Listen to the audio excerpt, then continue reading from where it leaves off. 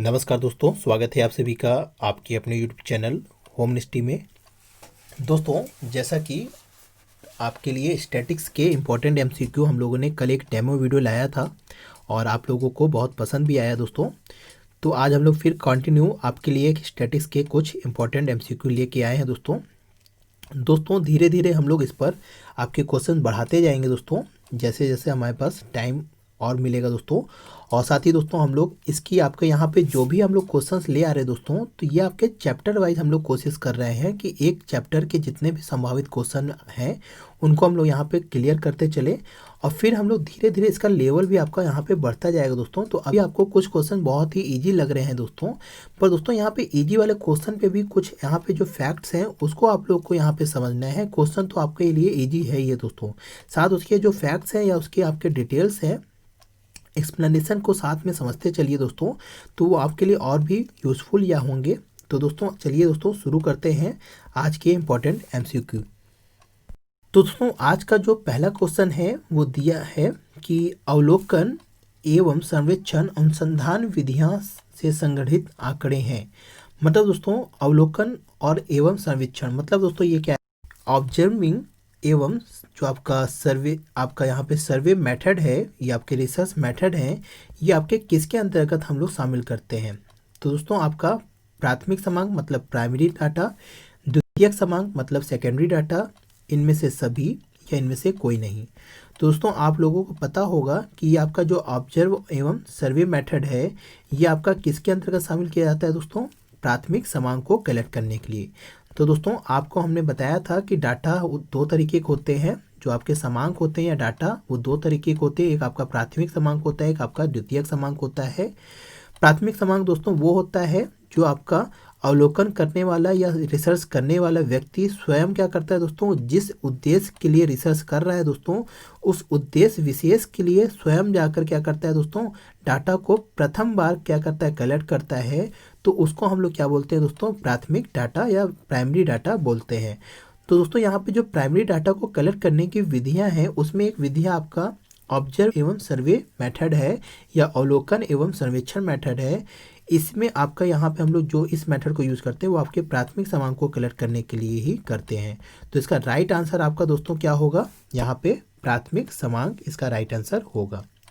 दोस्तों यहाँ पे देखिए दिया भी है कि अवलोकन एवं सर्वेक्षण अनुसंधान विधियों से संग्रहित आंकड़े प्राथमिक कहलाते हैं। जब क्रमांकों का संकलन स्वयं अनुसंधानकर्ता द्वारा किया जाता है तो एकत्रित किए गए क्रमांक को प्राथमिक क्रमांक कहते हैं, जैसे हमने आपको बताया भी। जबकि वही आपका जब किसी दूसरे व्यक्ति द्वारा किसी पूर्व उद्देश्य के लिए किसी अन्य उद्देश्य के लिए डाटा कलेक्ट किया गया होता है और फिर आपका जो व्यक्ति है वो अगर अपने प्रयोग के लिए कोई काम के लिए डाटा ले लेता है तो हम लोग सेकेंडरी डाटा बोलते हैं दोस्तों। तो आशा है दोस्तों पहले क्वेश्चन को आपको ये चीज़ें समझ में आ गई होंगी दोस्तों।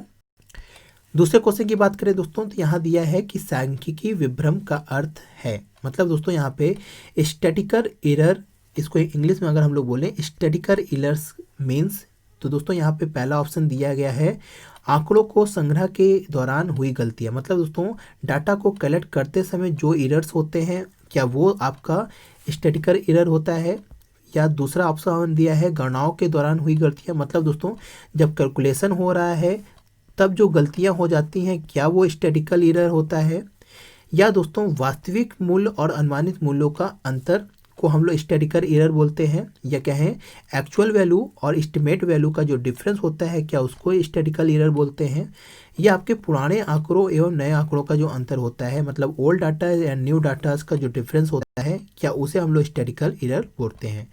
तो दोस्तों यहाँ पे आपका जो स्टैटिकल एरर्स होता है वो वास्तव में दोस्तों होता क्या है कि आपका जो एक्चुअल वैल्यू होता है उसको जब हम लोग लेस करते हैं एस्टिमेटेड वैल्यू से तो जो ये डिफरेंसेस आता है दोस्तों उसी को हम लोग क्या बोलते हैं, स्टैटिकल एरर या सांख्यिकी विभ्रम बोलते हैं। तो ये आपका जो वास्तव में इसका आपका यहाँ पे वास्तविक मूल्य है, इसको जब हम लोग एक्चुअल एस्टिमेटेड वैल्यू से घटाते हैं तो जो आपका यहाँ पे अंतर आता है, डिफरेंसेस आता है, उसी को हम लोग सांख्यिकी विभ्रम बोलते हैं। अब बात आती है दोस्तों ये वास्तविक मूल्य और अनुमानित मूल्य क्या होता है दोस्तों।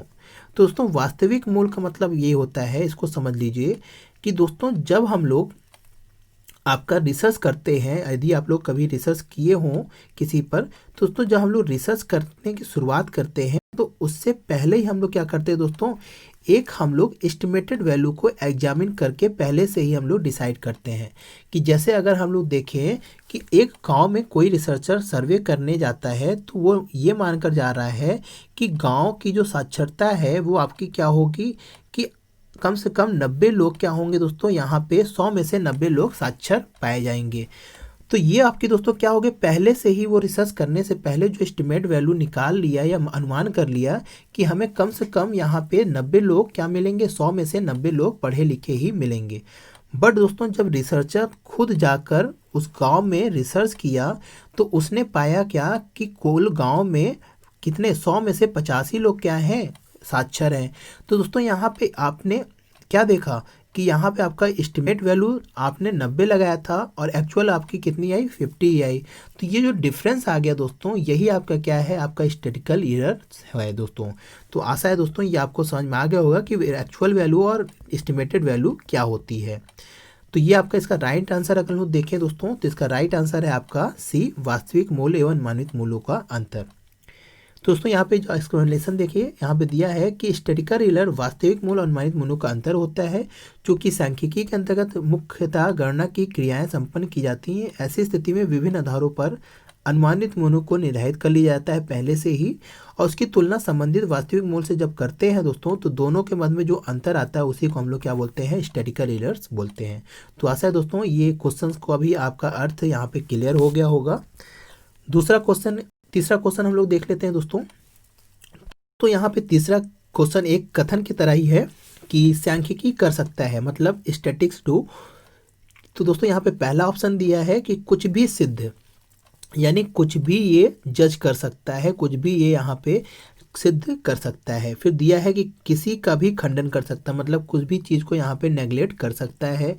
फिर ना सिद्ध करता है ना खंडन करता है, बल्कि एक यंत्र के रूप में, एक टूल्स के रूप में वर्क करता है। फिर दिया है इनमें से कोई नहीं। तो दोस्तों आपको पता होगा कि स्टैटिस्टिक्स कुछ भी सिद्ध नहीं करता।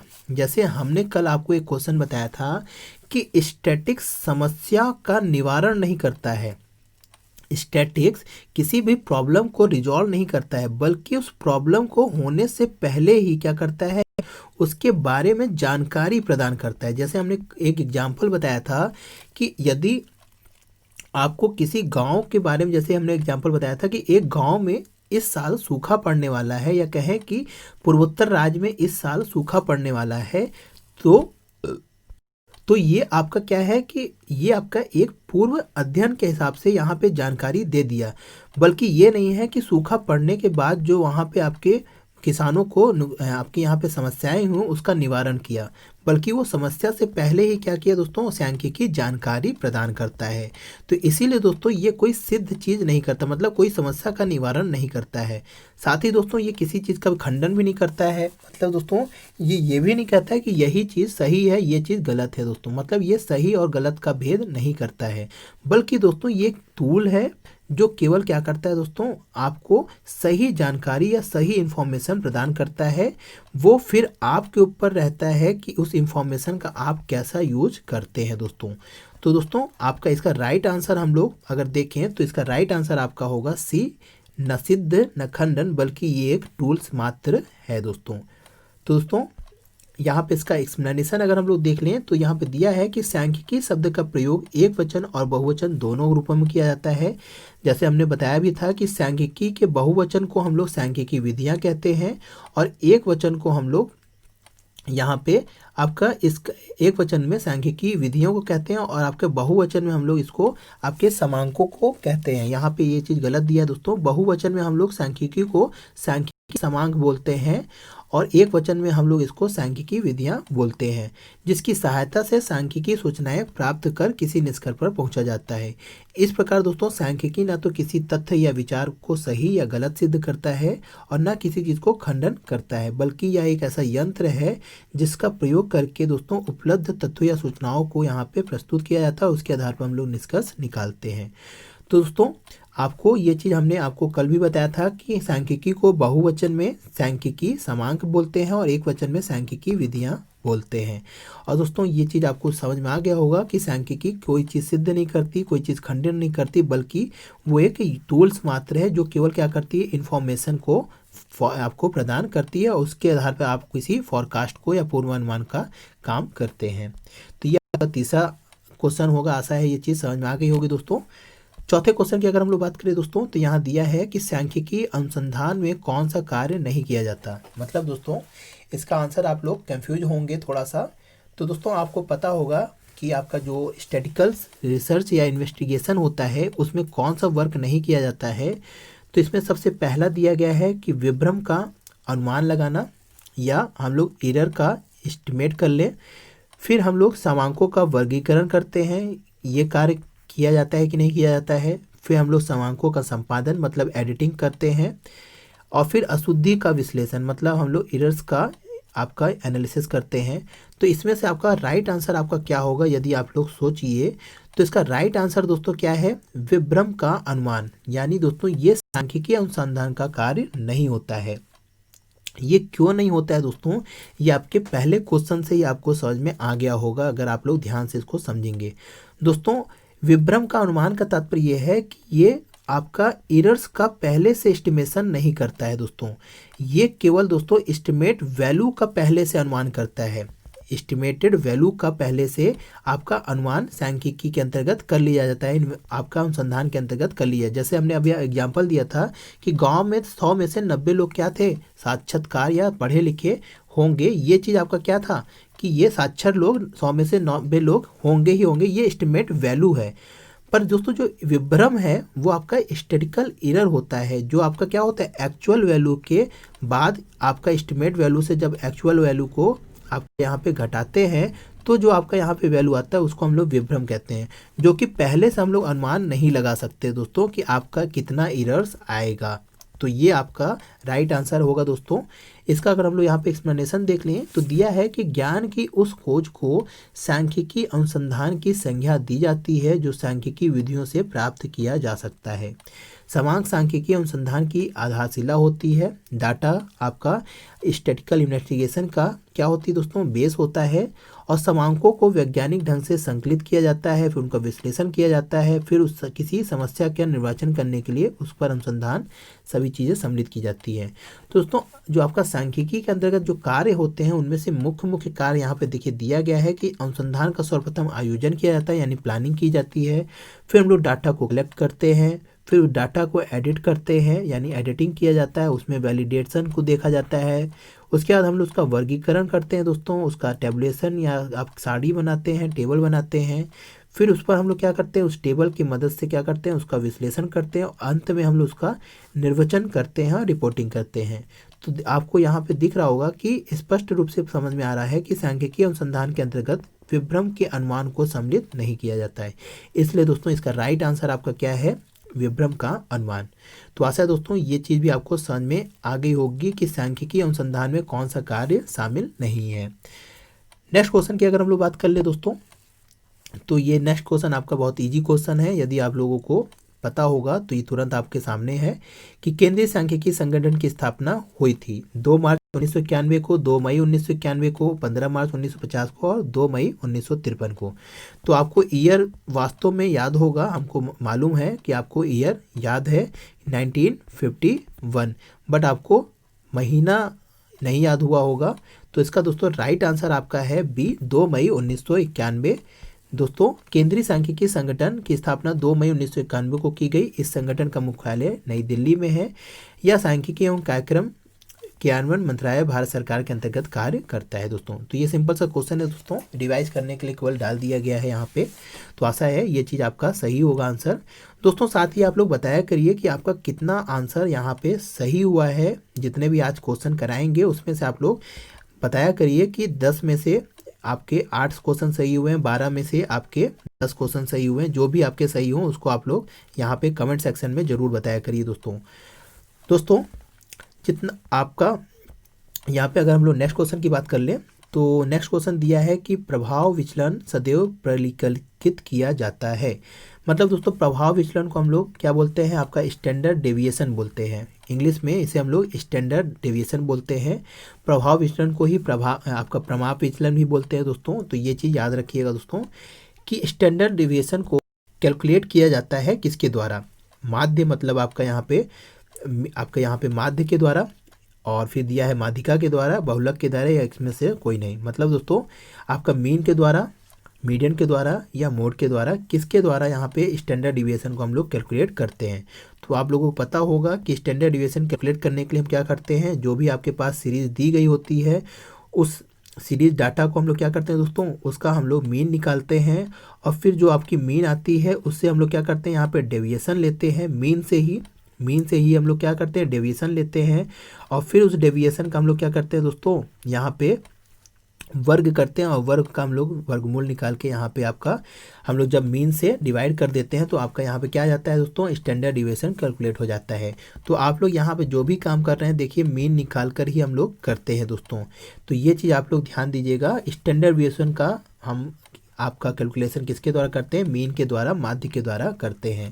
तो इसका राइट आंसर है दोस्तों, इसका ए राइट आंसर होगा दोस्तों। साथ ही एक चीज़ यहाँ पे और ध्यान दीजिएगा, एक क्वेश्चन ये भी पूछा जाता है कि स्टैंडर्ड डिविएशन का जो आपकी कम से कम वैल्यू किसके द्वारा आती है। मतलब दोस्तों जब हम लोग डेविएशन निकालते हैं तो डेविएशन की सबसे कम वैल्यू कब आती है, माध्य का वैल्यू लेने पर, माध्यिका का वैल्यू लेने पर, या मोड की वैल्यू लेने पर। तो दोस्तों ये भी ध्यान दीजिएगा क्योंकि माध्य की वैल्यू लेने पर ही आपकी यहाँ पे जो डेविएशन होती है वो 0 आती है, मतलब इससे कम आपकी नहीं आती है।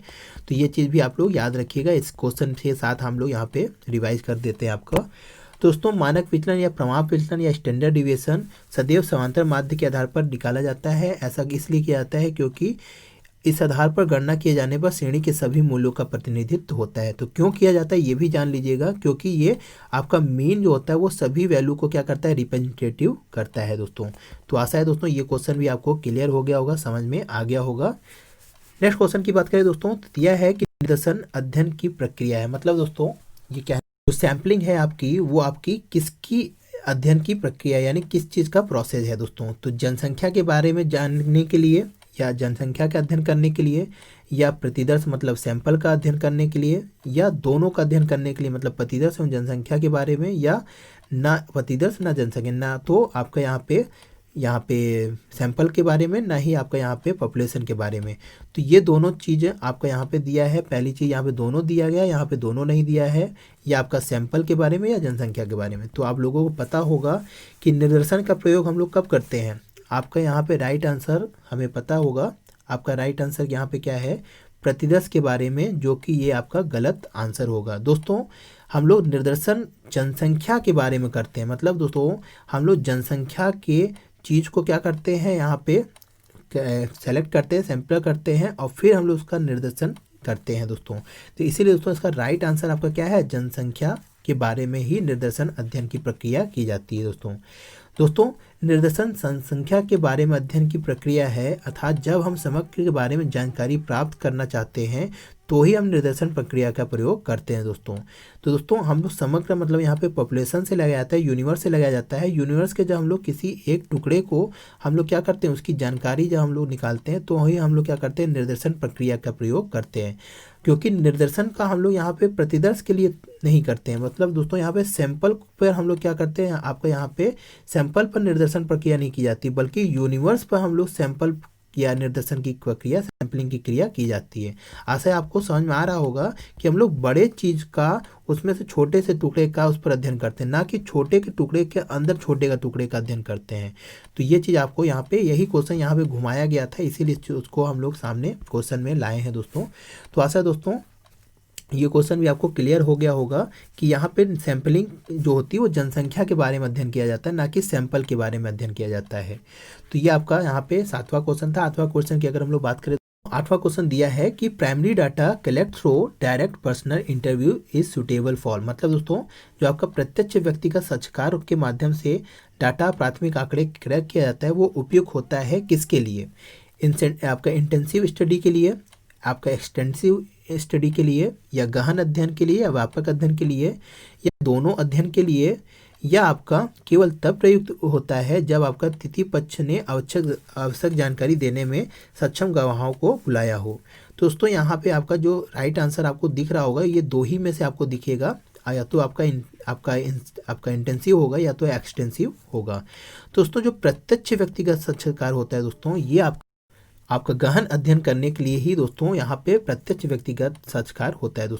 दोस्तों गहन यहाँ पे क्या तात्पर्य है कि जब हम लोग किसी डाटा को क्या करना चाहते हैं दोस्तों, प्रत्यक्ष रूप से उसके तह तक जाना चाहते हैं, तो ही हम लोग क्या करते हैं दोस्तों, यहाँ पे पर्सनल इंटरव्यू करते हैं। जैसे कि दोस्तों कि हम लोग किसी ऑर्गेनाइजेशन के एम्प्लॉय के बारे में हमको आपका एनालिसिस करना है या रिसर्च करना है, तो हम लोग यदि प्रत्येक एम्प्लॉय से स्वयं जाके क्या करें, उसका इंटरव्यू लें और उसके बारे में हम लोग समझे, तो हम लोग तभी इसके गहन अध्ययन को हम लोग यहाँ पे समझ पाएंगे।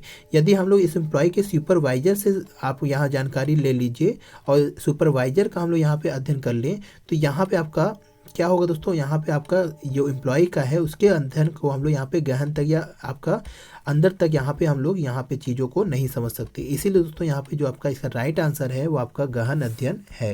अगर इसके हम लोग एक्सप्लेनेशन की बात कर ले दोस्तों, तो प्रत्यक्ष व्यक्तिगत साक्षात्कार के माध्यम से एकत्र आंकड़े प्राथमिक आंकड़े का गहन अध्ययन के लिए उपयुक्त होता है। दोस्तों गहन अध्ययन हेतु आंकड़ों की शुद्धता विश्वसनीयता अधिक चाहिए होती है। यदि ऐसा नहीं होता तो गहन अध्ययन अपने उद्देश्य को पूरा नहीं कर सकता है। ऐसे में आपका प्रत्यक्ष व्यक्तिगत साक्षात्कार के माध्यम से ही हम लोग आंकड़ों को अधिक अपेक्षा से शुद्ध और विश्वसनीय मानते हैं और इसका गहन अध्ययन में हम लोग इसका प्रयोग करते हैं। तो आशा है दोस्तों ये आपका क्वेश्चन आपको यहाँ पे क्या कहना चाह रहा था, ये चीज़ आपको समझ में आ गया होगा कि आपका प्रत्यक्ष व्यक्तिगत साक्षात्कार हम लोग गहन अध्ययन के लिए ही करते हैं। नेक्स्ट क्वेश्चन की अगर बात करें दोस्तों, 9वां क्वेश्चन दिया है कि which of the following is the more relevant to the primary data. मतलब दोस्तों कौन सा प्राथमिक क्रमांक से अधिक संबंधित है। मतलब दोस्तों अधिक विश्वसनीय प्राथमिक क्रमांक होता है, शीघ्र प्राप्त हो जाता है, या आपका निजी व्यक्ति एवं छोटे संगठनों द्वारा उपलब्ध होता है, या आपका इनमें से सभी है। तो दोस्तों ये क्वेश्चन बहुत छोटा सा लग रहा है, पर दोस्तों यहाँ पे घुमाने वाला चीज़ है, इसको ध्यान से अगर समझिए कि प्राथमिक क्रमांक से अधिक संबंधित है, अधिक विश्वसनीयता से, शीघ्र प्राप्त से, या निजी व्यक्तियों छोटे संगठनों से। तो दोस्तों जो प्राथमिक क्रमांक होता है वो अधिक विश्वसनीय तो होता है, मतलब ट्रस्टेबल बहुत ज़्यादा होता है, मतलब इस पर हम लोग गहन अध्ययन तक कर सकते हैं, बट ये शीघ्र प्राप्त नहीं होता है दोस्तों, क्योंकि यहाँ पर हमको प्रत्यक्ष रूप से सभी व्यक्तियों से जाकर स्वयं मिलना होता है और फिर हम लोग को डाटा कलेक्ट करना होता है। साथ ही दोस्तों ये किसी छोटे व्यक्ति या छोटे संगठन के लिए संभव नहीं होता है दोस्तों। जैसे कि आपका जो जनसंख्या गणना होती है वो देखिए कोई छोटा सा कोई ऑर्गेनाइजेशन नहीं करता, बल्कि एक भारत सरकार उसके लिए एक मंत्रालय पूरा लगा रहता है, तब जाके डाटा कलेक्ट होती है।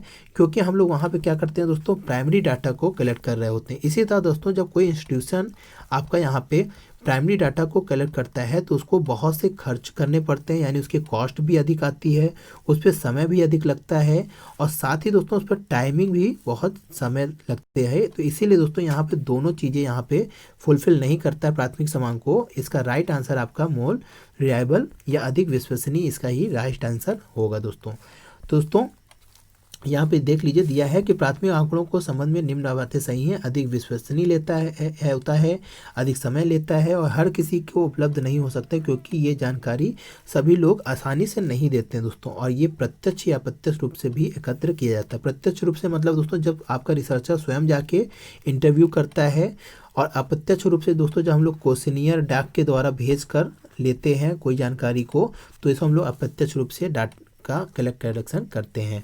तो ये दोस्तों 9 क्वेश्चन है, आपको आशा है समझ में आ गया होगा ये क्या क्वेश्चन कहना चाह रहा था। 10वां क्वेश्चन की बात करें दोस्तों, तो यहाँ दिया है कि tools for collecting primary data, प्राथमिक क्रमांकों को संकलित करने के उपकरण हैं। आपका interview method, observation method, questionnaire method, या इनमें से सभी। तो ये आपका सिंपल सा आंसर है दोस्तों इसका, उपयुक्त में सभी। इंटरव्यू मेथड जैसे हमने आपको बताया दोस्तों कि रिसर्चर जब स्वयं किसी व्यक्ति का साक्षात्कार करके डाटा को कलेक्ट करता है तो उसे हम लोग आपका इंटरव्यू बोलते हैं। ऑब्जर्वेशन मेथड का मतलब दोस्तों क्या होता है कि जैसे आपको किसी आपके जैसे फैक्ट्री है दोस्तों, और फैक्ट्री में रिसर्चर जाकर वहाँ की चीज़ों को देखता है, ऑब्जर्व करता है कि क्या चीज़ कैसे लोग कर रहे हैं, क्या वास्तव में हो रहा है, और जब स्वयं ऑब्जर्व करके उस पर वो क्या करता है, अपना यहाँ पे डाटा को लिखता है, तो उसे हम लोग ऑब्जर्वर मेथड बोलते हैं। और जो क्वेश्चनियर होता है दोस्तों, वहाँ पे प्रश्न विधि होती है, इसमें हम लोग क्या करते हैं, पहले से कुछ प्रश्न को यहाँ पे बना लेते हैं, या फिर उसको हम लोग या तो प्रत्यक्ष रूप से किसी प्रवर्तक के द्वारा भेजकर, या हम लोग डाक के द्वारा भेजकर यहाँ पे उस चीज़ को, डाटा को कलेक्ट करते हैं। तो ये 3 मेथड आपको आशा है समझ में आ गया होगा कि तीनों मेथड क्या है दोस्तों। तो इसका राइट आंसर उपयुक्त में सभी है। तो दोस्तों यहाँ पे ये आपके साक्षात्कार, अवलोकन, प्रश्न विधि और प्रायोगिक विधि। प्रायोगिक विधि क्या होती है इसको भी समझ लीजिए दोस्तों। प्रायोगिक विधि दोस्तों ये सोशल रिसर्च में नहीं होती है दोस्तों ये जो तीनों विधि है ये सब सोशल रिसर्च में होती है दोस्तों। रिसर्च क्या होता है, 2 तरीके से भी होते हैं, या आप लोग क्लासिफाइड पढ़े होंगे, जहाँ पे हम लोग सिंपली 2 तरीकों को सिंप्लीफाइड करें। वैसे तो बहुत से क्लासिफिकेशन है दोस्तों एक होता है आपका सोशल रिसर्च के अंतर्गत, यानी रिसर्च जो होता है, एक होता है आपका एक्सपेरिमेंट रिसर्च। मतलब दोस्तों यहाँ पे जो आपका सोशल रिसर्च होता है वो सामाजिक मुद्दों पर होता है, जैसे कि आपके पॉलिटिकल वे हो गए, आपके यहाँ पे राजनीतिक पहलू हो गए, या आपके जो भी यहाँ पे देखिए ऑब्जर्वेशन के थ्रू कर रहे हैं, या आपके सब्जेक्ट का जैसे हो गया, जैसे दोस्तों हम लोग फाइनेंस के बारे में कोई चीज़ डाटा कर रहे हैं, या मुद्रा के बारे में हम लोग कोई रिसर्च कर रहे हैं, तो ये सारी चीज़ें सोशल वर्क या सोशल साइंस के अंतर्गत शामिल की जाती है। एक्सपेरिमेंटल के अंतर्गत दोस्तों जो साइंस होती है, जैसे आपके फिजिक्स केमिस्ट्री हो गए, उस पर जब हम लोग कोई रिसर्च करते हैं तो वहाँ पर हम लोग प्रायोगिक विधि का प्रयोग करते हैं दोस्तों। वहाँ पर दोस्तों जैसे केमिस्ट्री हुआ दोस्तों, वहाँ पर हम लोग लैब में क्या करते हैं, प्रयोग करके फिर उस पर हम लोग कोई रिसर्च करते हैं या निष्कर्ष निकालते हैं, डाटा को कलेक्ट करते हैं, तो उसको हम लोग प्रायोगिक विधि बोलते हैं। क्योंकि दोस्तों वहाँ पे प्रत्यक्ष रूप से जो भी रिसर्चर होता है वो आपका क्या करता है, लैब में जाकर स्वयं वहाँ पे रिसर्च करता है, तो ये भी आपका प्रत्यक्ष या प्राथमिक संकलन का ही एक विधि मानी जाती है। तो आशा दोस्तों ये चारों चीज़ आपको समझ में आ गया होगा कि यह प्राथमिक समांक में कैसे शामिल की जा रही हैं। अब दोस्तों अगर हम लोग नेक्स्ट क्वेश्चन की बात कर लें, तो यहाँ पे दिया है कि sample is the representative of, मतलब न्यायाधीश प्रतिनिधि होता है किसका, यूनिवर्स का, इन्वेस्टिगेटर का, डाटा का, या इनमें से कोई नहीं। तो दोस्तों सैंपल किसका प्रतिनिधित्व होता है, जैसे अभी आपको पहले वाले क्वेश्चन में बताया था, दूसरे क्वेश्चन में, कि यह आपका समग्र का क्या होता है, प्रतिनिधित्व होता है। मतलब दोस्तों हमने कल भी एक एग्जाम्पल में इसको समझाया था कि यदि हम लोग सैंपल एक क्या होता है दोस्तों, एक आसान तरीका होता है, और कभी कभी ये चीज़ बहुत ही ज़रूरी भी होता है। जैसे हमने कल एग्जांपल दिया था, जैसे एक व्यक्ति है और उस व्यक्ति का हमको क्या चाहिए दोस्तों, उसके ब्लड का हमें ये क्या कहते हैं, रिसर्च करना है कि उसको कौन सी बीमारी हुई है। तो हम लोग पूरे व्यक्ति के सभी ब्लड को निकाल कर उस पर रिसर्च नहीं करते हैं। जब व्यक्ति के सभी ब्लड को निकाल कर हम लोग रिसर्च करेंगे तो वो क्या होगा, वो पूरा यूनिवर्स होगा। मतलब यहाँ पे व्यक्ति के शरीर में जितना भी ब्लड है वो यूनिवर्स है। बट हम लोग क्या करते हैं, उसका एक सैंपल साइज ले लेते हैं, मतलब एक हम लोग 10 ml का ब्लड उसका ले लेते हैं। वो आपका क्या होता है, इस ब्लड का एक क्या होता है, सैंपल होता है, जिस पर हम लोग रिसर्च करते हैं और उसके बीमारी का पता लगा लेते हैं। तो ये दोस्तों क्या होगा, तो सैंपल क्या होता है दोस्तों, वो आपके यूनिवर्स का ही रिप्रेजेंटेटिव होता है या प्रतिनिधित्व करता है दोस्तों। तो इसका राइट आंसर आपका क्या होगा दोस्तों, यहाँ पे इसका राइट आंसर है ए, यूनिवर्स। दोस्तों न्यायाधीश समग्र का प्रतिनिधित्व होता है। न्यायाधीश समग्र से निकाला गया वह हिस्सा होता है जिसमें समग्र के जैसे ही विशेषताएं होती हैं। जैसे हमने बताया था कि जो ब्लड है वो सभी आपके एक जैसे होंगे, उसका हम लोग थोड़ा सा ही सैंपल लेते हैं। तो ये ब्लड क्या होता है, सारे ब्लड का क्या करता है, यहाँ पे विशेषताएं बताता है। वह समग्र के समस्त विशेषताओं को प्रतिबिंबित करता है, मतलब प्रतिनिधित्व करता है। जब समग्र का अध्ययन करना संभव नहीं होता है, जैसे कि ये सिचुएशन में दोस्तों अगर किसी इंसान के शरीर से पूरा ब्लड निकाल लीजिए तो इंसान को बीमार होने से ज़रूरत ही नहीं रहेगा, क्योंकि वो क्या हो जाएगा दोस्तों, ऊपर चला जाएगा। तो इसलिए दोस्तों यहाँ पे जब संभव नहीं होता है तो हम लोग क्या करते हैं, सैंपल का प्रयोग करते हैं, या सैंपल न्यायाधीश समग्र का प्रतिनिधित्व या कह सकते हैं न्यायाधीश मेथड को हम लोग फॉलो करते हैं तथा विश्लेषण को आगे बढ़ाया जाता है। तो दोस्तों इस तरीके से न्यायाधीश प्राप्त करने की 2 विधियां हैं, प्रायिकता और गैर प्रायिकता है। तो दोस्तों ये आपका प्रोबेबिलिटी और नॉन प्रोबेबिलिटी मेथड 2 तरीके की आपके यहाँ पे न्यायाधीश कलेक्शन होता है। प्रोबेबिलिटी मेथड को हम लोग 2 तरीकों से यहाँ पे डिफाइन करते हैं दोस्तों, यानी 2 तरीकों से फिर हम लोग यहाँ पे क्लासीफाइड किए होते हैं। एक होता है रिस्ट्रिक्टेड प्रोबेबिलिटी मेथड, एक होता है non restricted probability method. Non probability method में दोस्तों आपका ये आपका अलग है, तो ये दोस्तों अलग ये डिटेल्स टॉपिक है, बहुत लंबा टॉपिक्स है, इसको हम लोग यहाँ वीडियो बना चुके हैं दोस्तों। आप जाके हमारे चैनल के प्लेलिस्ट में देख सकते हैं इस टॉपिक को कि आपके यहाँ पे सैम्पलिंग मेथड, तो ये इस पर हम लोग वीडियो पहले भी डिस्कस कर चुके हैं दोस्तों। नेक्स्ट क्वेश्चन की अगर हम लोग बात करें तो यहाँ पे दिया है कि random sampling is also known as the cluster sampling, census sampling, probability sampling या डेलिबरेटिव सैम्पलिंग। दोस्तों जो अभी हम लोग अब चर्चा कर ही दिए थे कि प्रोबेबिलिटी मेथड और नॉन प्रोबेबिलिटी मेथड, उसी पर रिलेटेड एक क्वेश्चन और है यहाँ पे, समझ लीजिए दोस्तों। जो आपका यहाँ पे सैम्पलिंग होती है वो दो तरीके से होती है, आपका होता है प्रोबेबिलिटी मेथड, एक होता है non probability method. Probability method को हम लोग दो तरीक़ों से यहाँ पे बांटते हैं, एक होता है दोस्तों रिस्ट्रिक्टेड, एक होता है नॉन रिस्ट्रिक्टेड। दोस्तों जो आपका नॉन रिस्ट्रिक्टेड होता है उसी को हम लोग क्या बोलते हैं दोस्तों, यहाँ पे जो नॉन रिस्ट्रिक्टेड आपका यहाँ पे प्रोबेबिलिटी मेथड होता है उसी को हम लोग यहाँ पे क्या बोलते हैं दोस्तों, रैंडम सैम्पलिंग भी बोलते हैं दोस्तों। जब हम लोग यहाँ पे कोई रिस्ट्रिक्शन ना देकर देव आधार पर क्या करते हैं दोस्तों, डाटा को जब कलेक्ट करते हैं उसी को हम लोग क्या बोलते हैं, रैंडम सैम्पलिंग बोलते हैं दोस्तों। मतलब दोस्तों कि जब किसी समूह में से सभी डाटा के सभी श्रेणियों को चुनने का क्या होता है, यहाँ पे स्वतंत्र यहाँ पे प्रायिकता होती है, यानी कि कोई भी डाटा इस आपके सैंपल में आने की सभी को क्या मिलता है, स्वतंत्र अधिकार मिलता है। तो इसे हम लोग क्या बोलते हैं, रैंडम सैम्पलिंग बोलते हैं। और तब दोस्तों इस पर हम लोग कोई रिस्ट्रिक्शन नहीं लगाते अपने तरीके से, यानी सिंपल आपका नॉन रिस्ट्रिक्टेड वे में जब करते हैं तो इसी को हम लोग बोलते हैं नॉन रिस्ट्रिक्टेड सैम्पलिंग या रैंडम सैम्पलिंग बोलते हैं। क्योंकि दोस्तों ये आपका प्रोबेबिलिटी सैम्पलिंग के अंतर्गत ही आता है, इसीलिए हम लोग यहाँ पे प्रोबेबिलिटी सैम्पलिंग को इसका राइट आंसर सेलेक्ट करेंगे।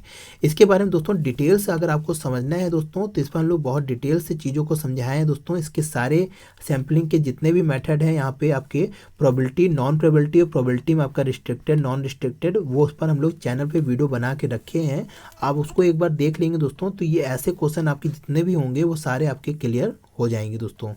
तो दोस्तों आशा है ये क्वेश्चन का राइट आंसर आपको पहले से पता होगा, प्रोबेबिलिटी सैम्पलिंग इसका राइट आंसर होगा। इसका अगर हम लोग देख लें दोस्तों, यहाँ पे दिया है कि देव निर्देशन को प्रायिकता निर्देशन भी कहा जाता है, क्योंकि दोस्तों यहाँ पे हमने जो आपको समझाया था, देव निर्देशन में समग्र के प्रत्येक इकाई को निर्देशन में चुने जाने की संभावना बराबर होती है। मतलब दोस्तों यदि कोई डाटा का समूह है तो उसमें सभी को स्वतंत्र यहाँ पे क्या होती है, प्रायिकता रहती है, कोई भी डाटा यहाँ पे आपके यहाँ सैंपल्स में आ सकता है। प्रायिकता शब्द ही बताता है कि निर्देशन में चुने जाने की संभावनाओं को ही देव निर्देशन में भी सभी इकाइयों को लिए जाने की संभावना समान होती है। तो अतः इसे प्रोबेबिलिटी मेथड भी बोलते हैं दोस्तों। तो दोस्तों आशा है ये क्वेश्चन का आपको आंसर समझ में आ गया होगा और इसका एक्सप्लेनेशन भी आपको समझ में आ गया होगा दोस्तों। तो दोस्तों आज हम लोग यहाँ पे 12 क्वेश्चन आपके स्टैटिस्टिक्स के लेके आए थे दोस्तों। आशा है ये सारे क्वेश्चंस के आपके जो एक्सप्लेनेशन है उसको भी आप लोग समझ गए होंगे दोस्तों। और दोस्तों इसी तरह हम लोग क्वेश्चंस को लाते रहेंगे दोस्तों, जैसे जैसे आपका देखिए आपको खुद ही यहाँ पे समझ में आ रहा होगा। यदि आप लोग सारी चीज़ें पहले पढ़ चुके होंगे और यदि हमारा वीडियो पहले नहीं देखा है दोस्तों तो उसको भी देख लेंगे, तो ये सारे क्वेश्चन आपको आसानी से यहाँ पे सॉल्व करने को समझ में आ जाएंगे दोस्तों हम लोग धीरे धीरे आपके चैप्टर वाइज जैसे जैसे आगे बढ़ते जाएंगे वैसे वैसे हम लोग आगे के जितने भी चैप्टर्स आपके सिलेबस में दिए गए हैं वैसे हम लोग यहाँ पे क्वेश्चन आपको मिलता जाएगा दोस्तों, और उसका लेवल भी दोस्तों धीरे धीरे आपको बढ़ता जाएगा। अभी आपको थोड़ा थोड़ा क्वेश्चन ईजी लग रहा है दोस्तों, पर यहाँ पे दोस्तों हम कह रहे हैं, पहले भी आपको बोले कि इसका जो आपका यहाँ पे एक्सप्लेनेशन है या जो सार है इसको आप लोग ध्यान से समझते जाइए, जिससे यहाँ पे आपका साथ में रिवीजन भी होता रहे दोस्तों। तो दोस्तों आज के लिए इतना ही, आगे भी इस तरह वीडियो लेते आएंगे दोस्तों। अगर चैनल पे दोस्तों पहली बार आए हैं तो चैनल को सब्सक्राइब कर लीजिए, और वीडियो अच्छी लगी तो लाइक करिए, दोस्तों को ज़्यादा से ज़्यादा शेयर करिए दोस्तों। जो भी आपके भाई बंधु हों, जो भी आपके कॉमर्स के स्टैटिस्टिक्स के स्टूडेंट हों, उनको शेयर करिए। तो दोस्तों आज के लिए इतना ही। जय हिंद, जय भारत। दोस्तों यदि आप हमारे चैनल होमनिस्ट्री को सपोर्ट करना चाहते हैं तो आप इस UPI ID लिंक पर जाकर अपनी इच्छा अनुसार राशि को प्रदान कर आप होमनिस्ट्री को सपोर्ट कर सकते हैं।